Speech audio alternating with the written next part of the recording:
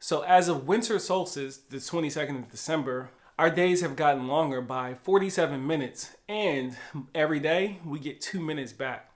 Now, if you're in zone 7A, specifically Maryland like I am, I'm gonna go over some seeds and I'm gonna go ahead and get a jump on and get started with right now. Now, the way that I know what seeds I'm good to drop in my zone is I simply went to my local county's extension office, I pulled up the grow calendar for my area, and then I just followed the instructions. So when I look at my grow calendar for February, it tells me that I'm primed to drop onions. So that's exactly what we did. And we dropped quite a few, and I'm gonna share them with you right here. Okay, so I did both long day onions and I did bunching onions. Now, to knock out the bunching onions, they're pretty simple. These are the three that I did. I did the Shiko bunching onion. I did Ishikura bunching onion. And then I did a red Welsh bunching onion. I know I was somewhere in a live of someone's and there was a person asking if there was a red bunching onion. I found it. It's red Welsh. You're welcome. Now, on to my long day onions. Now, if you're in zone 7A Maryland like myself, you are primed for doing long day onions in the spring. And then in the fall, I recently learned that we're good for short day onions. I chose to do quite a few long day varieties, right? So we did the violet, boom. We did the Unzen flat, yep. We did a globo onion. We did a shallot. We did a red burgundy. We did Walla Walla onion. We did a red of Florence onion, which is kind of a tubular onion, I believe, kind of like a shallot. And then we did a Wethersfield red, or maybe that's a shallot looking one. I'm not sure. They're both red though.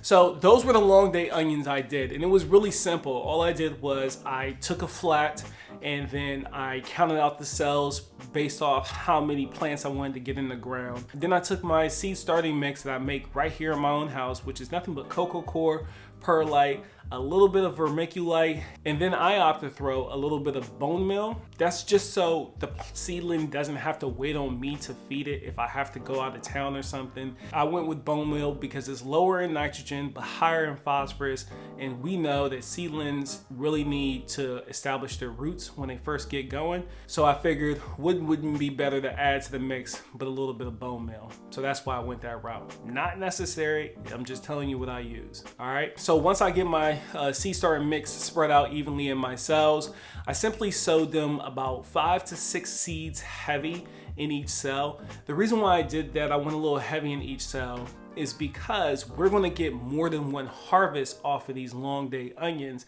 as they grow.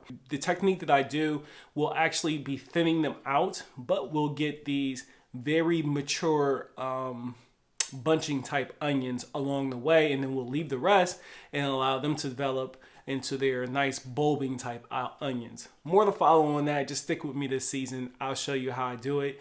That way you can learn in real time. Peppers. Boom. You want to go ahead and get your peppers started now, especially if you have the space to start them now. As you can see, I have a good bit of space in here, but I'm actually running out.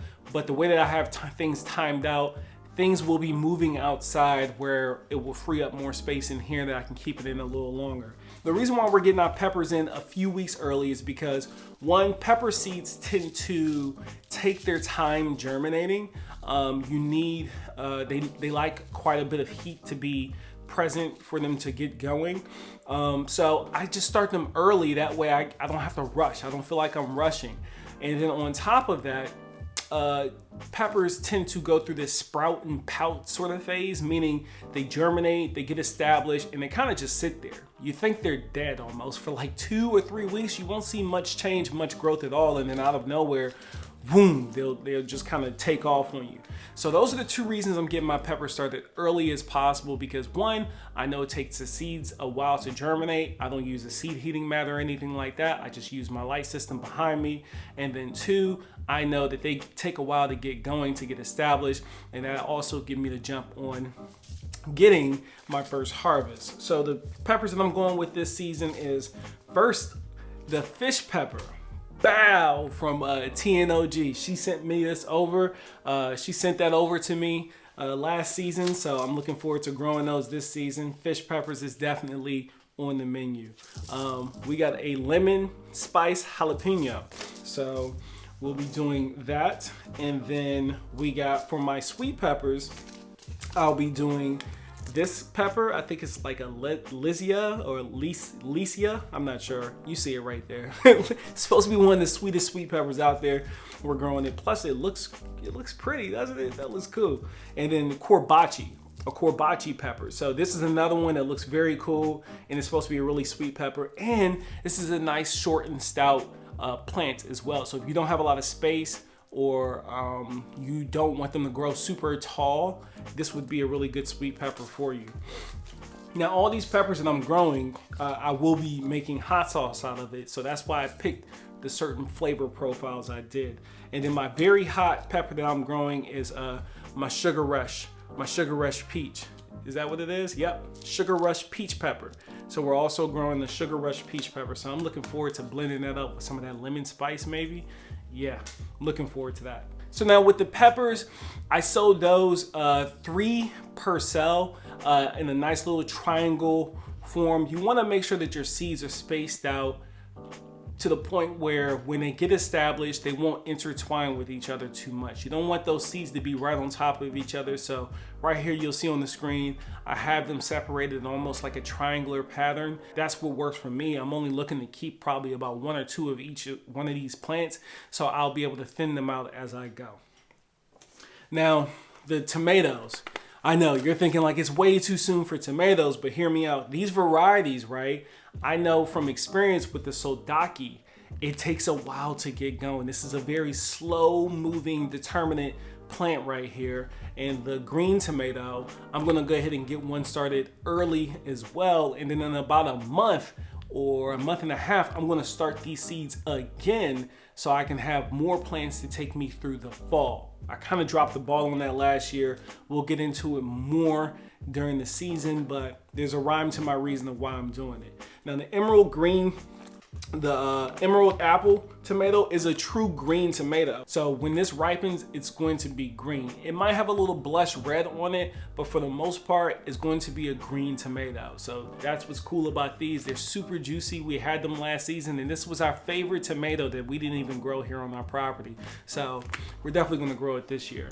And then the soldaki tomato, we wanted a good slicing tomato this season. The cherry tomatoes, I'll most likely be getting most of my cherry tomatoes out of my hydroponics through the season, just because they're small dwarf plants. We can keep them inside and I don't have to deal with the pests. So it's working with me growing them inside. I'm gonna keep growing them inside. And it makes it easier to grab a snack in the middle of the night. I ain't gotta go outside. So yeah, I'm looking forward to doing the soldaki and then keeping the other ones up top. So with these seeds, guys, make sure you read the back of the packets. The back of the packet is going to give you an indication of how deep your seed needs to be. I really don't rely too much on the back of the seed packets anymore because I planted so many different seeds. I kind of have a dialed in for the ones I know. Now, if there's a seed that I'm unfamiliar with or I haven't germinated yet, I definitely do a little bit more research and I definitely read the back of the packets if there's instructions back there. That pretty much wraps my list up, guys. You've seen what I'm dropping this February. In March, we'll come back and we'll drop more. And if you are starting more than one set of things, meaning you want to do things in succession, you definitely want to start your onion seeds now, wait about 3 weeks, start them again, and then you might can get another one off. Pretty much for the whole span of February is when we're supposed to be doing our onions, but the way that I harvest my onions, I don't really need to do succession plants. I kind of succession harvest along the way. And again, you will see that this season.